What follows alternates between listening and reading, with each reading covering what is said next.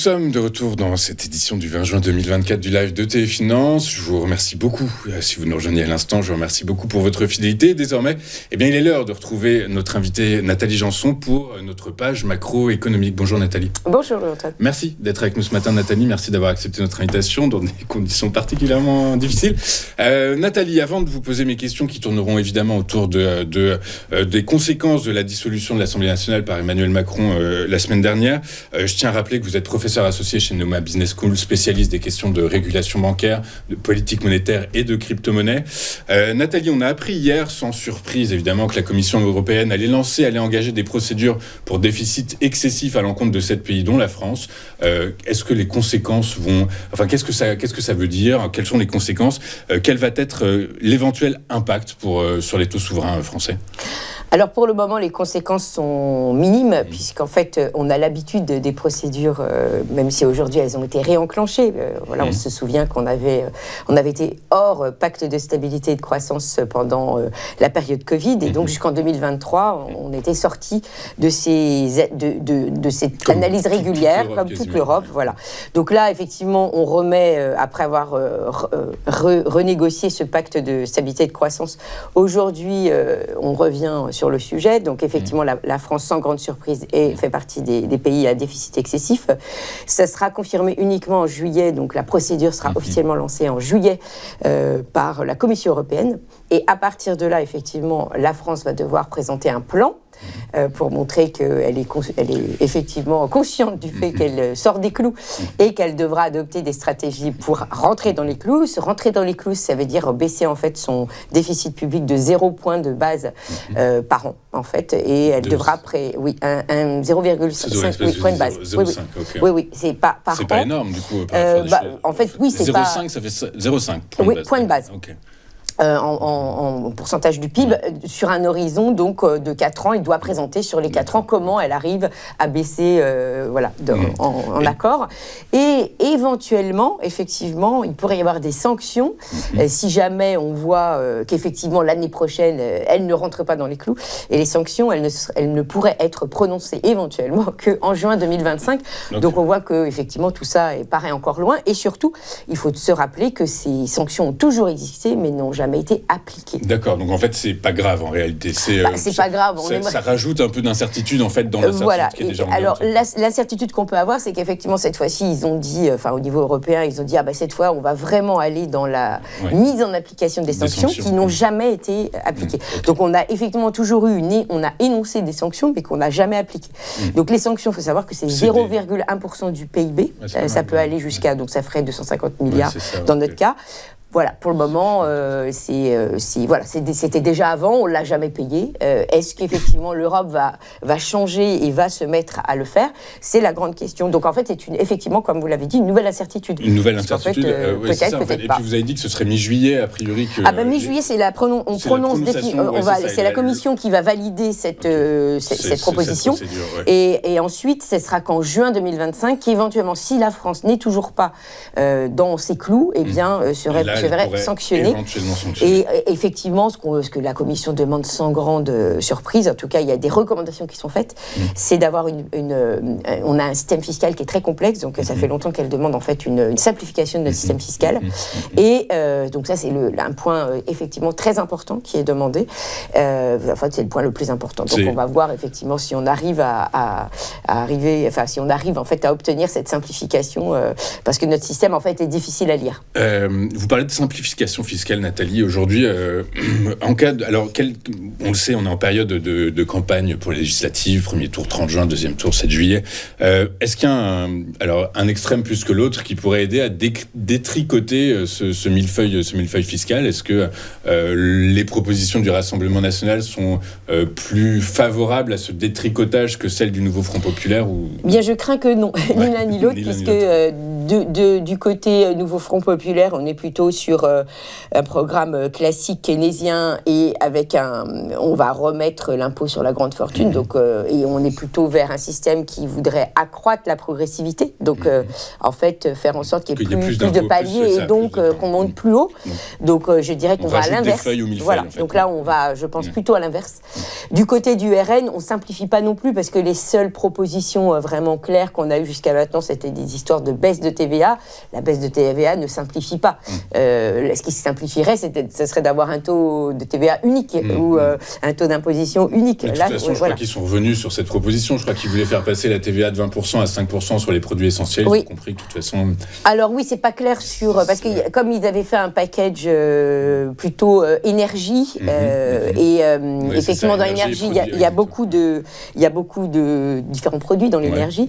Donc effectivement, est-ce que l'essence, c'est vraiment dans un contexte où on veut baisser la consommation de carburant, est-ce que ça vaut le coup de baisser la TVA ? Je crois que ça a été calculé, ce serait une baisse de 20 centimes.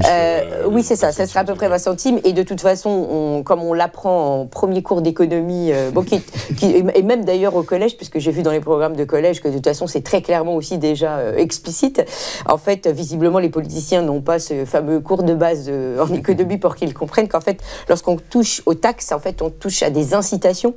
Et les taxes ne sont pas payées simplement par le côté entreprise ou simplement par le côté consommateur. Donc beaucoup, en fait, et le public en général pense que la TVA, c'est les consommateurs qui la payent. Et donc dès lors, on la retire, on la paye plus. En fait, c'est pas du tout comme ça que ça fonctionne. En fait, c'est tout simplement que les entreprises vont moins la payer si on la réduit. Et du coup, ils vont utiliser cette manne qu'ils ont par rapport à avant pour la réallouer autrement et pas forcément à la diminution du prix, d'autant plus si le produit qui est vendu n'est pas sur un marché concurrentiel. Ouais, c'est ça, donc en fait, en réalité, ça va juste faire gonfler les trésoreries d'entreprises et pas forcément... Alors gonfler, ils peuvent aussi, ça peut être reporté, parce qu'on a eu un mini-exemple avec la baisse de la TVA en 2009 sur la restauration, et effectivement, les études qui ont été effectuées sur ce sujet ont plutôt montré que ça a été, la baisse des prix, elle a été d'environ 2%, donc extrêmement minime, et que le reste a été alloué à des augmentations de salaire, à l'augmentation des fournisseurs, et effectivement, la part la plus importante à la restauration des marges. Est revenue à l'entrepreneur. Du coup, ok, donc effectivement, ça reste des propositions démagogiques, de toute façon, des deux côtés. Des deux côtés. Nathalie, fin de semaine dernière, le CAC 40 a lâché un peu plus de 6%, 6,23%, parce que les sondages estiment que c'est le parti de Marine Le Pen qui devrait remporter les législatives.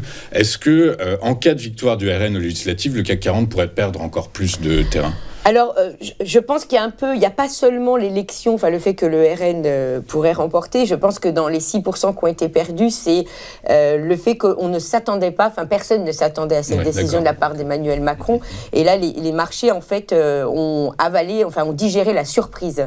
Donc, la surprise, non seulement c'est un problème de surprise, mais c'est un problème d'incertitude, c'est-à-dire qu'ils ont acté le fait une décision a été prise alors qu'on s'y attendait pas du tout, qui déclenche en fait une incertitude. Parce qu'effectivement, à partir de là, c'est en fait on est dans l'inconnu. Donc effectivement, on sait que potentiellement c'est le RN, mais je dirais c'est pas tant la peur du RN en tant que tel que la peur de l'incertitude. On ne sait pas, effectivement, on ne sait même pas s'il y aura une majorité à l'issue de ces élections.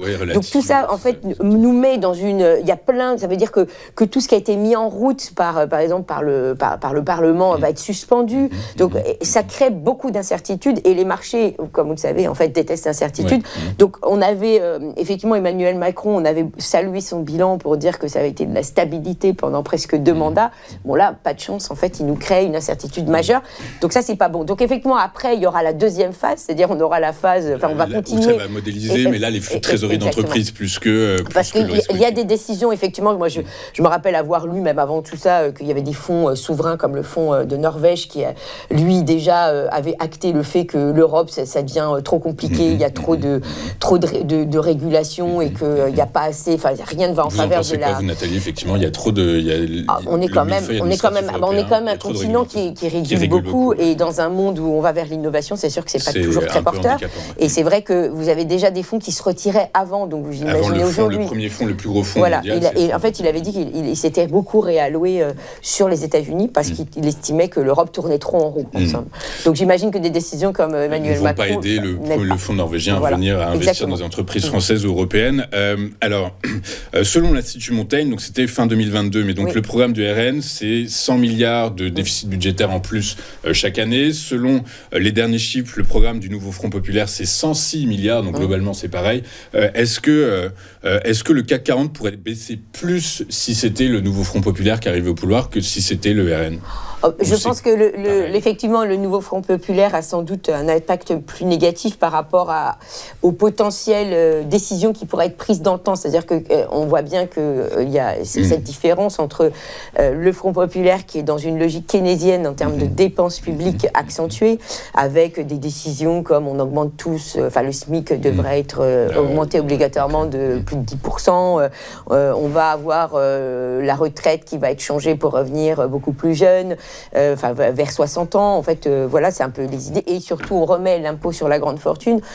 Et de toute façon, ils sont contre les gains en capitaux. Donc, le gain en capital pour le nouveau Front Populaire, c'est injuste. Donc, on sait très bien on taxe les riches, on taxe les entreprises, on ne crée pas... Et vous savez très bien que le fait qu'on va taxer le capital fait que c'est un effet repoussoir en fait pour investir. Pour les idées, les investisseurs étrangers. Et même au niveau national, c'est-à-dire que si vous avez un portefeuille, vous allez peut-être le réorienter plus en composition internationale que nationale, parce que de toute façon, non seulement vous savez que les rendements vont sans doute être moins bons, mais en plus... Vous aurez, quand vous êtes au niveau national, vous ne pourrez pas échapper à l'impôt malheureusement sur les revenus du capital. Mais en tout cas, en termes d'allocation de portefeuille, vous aussi, vous n'allez pas accentuer votre allocation sur la France. Et puis effectivement, si on part... Donc il y a peut-être un programme qui est plus favorable aux entreprises. Disons, le problème du RN dépense, mais il dépense en diminuant la TVA. Donc forcément, la TVA est a priori sur le papier est une mesure qui redonne à l'entreprise la décision, puisqu'elle a moins de TVA à payer, et parce qu'elle a moins de TVA à payer, elle va pouvoir dépenser autrement. Alors que du côté du nouveau Front Populaire, c'est une dépense. Donc là, on n'est pas du tout dans la même logique. Ok, même si alors après, les représentants des entreprises, qu'elles soient grandes ou des PME en France, ont toutes tiré le signal d'alarme sur les deux fronts. Effectivement, puis même on a eu ce matin aussi les grands patrons qui se sont prononcés. Le MEDEF s'est prononcé, et effectivement, eux, ils ne veulent ni l'un ni l'autre. Non, mais d'accord, effectivement. De toute façon, c'est assez, on peut le comprendre en tout cas. Nathalie, du coup, la problématique actuellement, c'est la dette française, plus de 3 000 milliards de dettes, 3 125, je crois exactement, 3 250, je ne sais plus exactement, mais donc toujours est-il qu'on peut quand même se poser la question, la soutenabilité de la dette, parce que si on se rapporte à, un ménage classique, les niveaux de calcul de solvabilité, si on les rapporte à l'État français, on se rend compte quand même qu'il y a beaucoup d'épargne, donc ça reste quelque chose de rassurant pour un banquier. Il y a énormément d'actifs, très bien valorisés, c'est très rassurant pour un banquier. Du coup, par la force des choses, est-ce qu'on ne fait pas un peu trop de bruit pour rien, l'endroit de cette dette ? Alors, je dirais que la dette en soi, vous avez raison, c'est pas forcément toujours la fin du monde, puisque du moment qu'elle est financée, effectivement, vous dites après tout, puis on a des bons exemples au niveau international, comme celui du Japon, qui a une dette depuis très longtemps très élevés et qui pour autant ne présentent pas de menace d'effondrement du jour au lendemain, alors qu'ils sont à plus de 200% de dette. Donc on voit bien qu'effectivement, il y a des pays qui peuvent continuer comme ça. Alors en fait, ce qu'il faut voir, ce qui se cache derrière cette dette, c'est déjà premièrement de voir qui la détient, c'est-à-dire effectivement comment elle est financée. Chez nous, effectivement, c'est 50-50 entre des investisseurs nationaux et des investisseurs étrangers. Du côté, par exemple, du Japon, pour comprendre pourquoi ils en sont à ce niveau-là, c'est essentiellement de la détention nationale et la Banque centrale. Donc effectivement, si on regarde ça, on se dit, en fait, finalement, c'est la Banque centrale qui a financé le Japon. Est-ce que c'est souhaitable ? Je ne suis pas certaine. Et c'est surtout que cette dépense publique, il faut voir comment elle est allouée. Et si, de toute façon, elle ne soutient pas les fondamentaux de l'économie, et par exemple la croissance et en particulier la productivité, eh bien, en fait, elle va pouvoir, elle a comme effet délétère d'éventuellement continuer d'étouffer plutôt que de faire respirer l'économie. Donc moi, c'est pas tant effectivement le niveau de dette qui m'inquiète, d'accord, c'est un chiffre. Parce que même les États-Unis aujourd'hui sont dans une dynamique de dette élevée. Mais on voit bien que la différence entre les États-Unis et par exemple l'Europe, c'est que les États-Unis innovent beaucoup, ont une productivité qui est supérieure à 1, et donc même si la question de la dette est problématique en soi, parce que la dette, ça veut dire que l'État est présent dans l'économie, donc est-ce que c'est souhaitable que l'État soit aussi présent dans l'économie, parce que ça veut dire qu'il s'est quand même étendu au fur et à mesure du temps. Je ne sais pas si c'est effectivement un bon indicateur, j'aurais plutôt tendance à penser que non, le contraire, mais... évidemment, mais au moins il y a de la productivité qui demeure, donc on a un cœur d'activité qui est maintenu. Nous, chez nous, on n'est pas dans cette dynamique-là. Et c'est ça, en fait, qui est préoccupant. Et c'est pareil pour le Japon. C'est-à-dire que pourquoi ces pays préoccupent ? Parce qu'ils vieillissent, parce qu'ils ont une productivité faible et qu'on se dit, mais du coup, quel est le modèle pour demain ? Comment on va pouvoir faire face à cette dette ? Puisqu'on est dans un rétrécissement au lieu d'être dans une expansion. Donc, c'est pas, finalement, c'est pas, voilà. Donc, au-delà du chiffre des 3100 milliards, c'est les fondamentaux de l'économie. C'est-à-dire à quoi elle sert ? C'est-à-dire, est-ce qu'elle va favoriser cette restauration de la productivité? Pour le moment, c'est pas le cas. C'est pas le cas. Voilà. Ok. Est-ce qu'on peut se passer de dette à l'heure actuelle, Nathalie, finalement, par rapport à des choses ? On cherche à la réduire, notre dette, mais finalement, est-ce que c'est pas l'essence même du modèle capitaliste qui est le nôtre actuellement ? Alors l'essence du modèle capitaliste, je ne sais pas si on peut aller jusque-là, mais en tout cas, effectivement, l'État moderne tel qu'on l'a aujourd'hui, et tel en tout cas que la demande de l'État de la part de nos concitoyens fait que l'État a pu répondre à la demande des concitoyens pour avoir plus de protection. Oui, c'est ça, d'accord. Okay. Grâce à l'endettement et grâce... capitalisme démocratique, du coup, par rapport à des choses... Oui, et c'est surtout que je pense qu'on a atteint également ce niveau élevé de dette parce qu'on est dans un système monétaire qui s'est coupé de l'or il y a maintenant très longtemps, dans les années 70, mais on voit bien que dès lors où on s'est détaché de l'or, en fait, ce qui rappelait à l'ordre, parce que c'est pas la première fois de l'histoire que les États sont dispendieux, qu'ils ont des dettes, même à l'époque de Rome, Rome a disparu à cause de ça.